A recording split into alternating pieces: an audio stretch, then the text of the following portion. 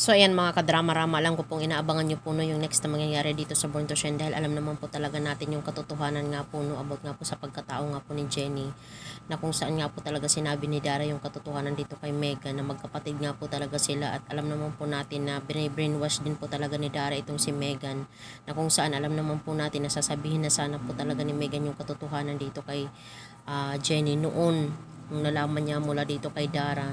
Pero hindi nga po niya sinabi dahil nga po talaga gusto nga po ni Dara na hindi nga po talaga malaman ni Jenny yung katotohanan dahil sabi nga po talaga ni Dara dito kay Megan na kukunin lahat daw ni Jenny yung parak sa kanya. Kaya itong si Megan dahil natakot din po talaga siya na mapunta kay Jenny yung lahat dahil alam naman po natin yung inggit nga po talaga na nararamdaman po talaga ni Megan dito kay Jenny dahil mula noon ay talagang siya yung gusto ng mga tao. Marami siyang kaibigan.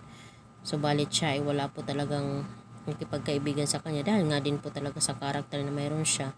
Pero alam naman po natin mga kadrama na hindi po talaga magtatagal, na hindi po talaga masasabi talaga ni Megan yung katotohanan dito po kay Jenny na hindi po talaga sila magkapatid po talaga sila. Na sobrang naman talagang ikakagulat naman ni Jenny yung revelasyon na mangyayari dito dahil sa buong akala talaga ni Jenny ay anak siya ni Perry. Dahil hindi naman talaga sinabi sa kanya ni Menchi at saka ni Perry yung katotohanan na po talaga sa totoong pagkatao niya. Pero dahil nga po talaga sa sobrang galit ni Megan ay hindi na po na posibleng mapigilan ni Megan yung katotohanan na hindi sabihin yung katotohanan dito kay Jenny.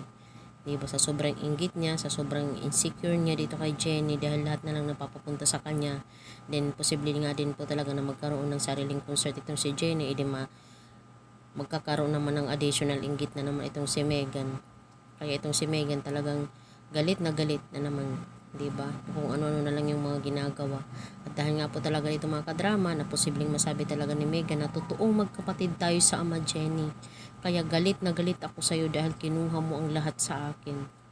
'Di ba? Kaya dahil nga po talaga dito ay sobrang nga po talagang hindi makapaniwala itong si Jenny sa kanyang maririnig at matutuklasan mula talaga dito kay Megan.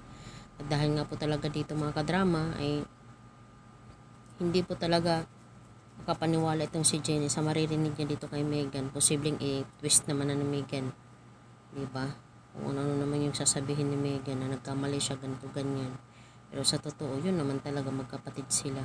Sana nga po talaga ituluyan ang sabihin ni Megan yung katotohanan dito kay Jenny para nga po talaga ay wala na siyang dinadalang bigat sa kanyang dibdib, diba? At hindi naman talaga kukunin ni Jenny yung lahat, diba? So yun lang po mga kadrama dahil hindi naman ganun ka sakim itong si Jenny. So yun lang po mga kadrama. Don't forget to please like, share, subscribe my channel. Bye!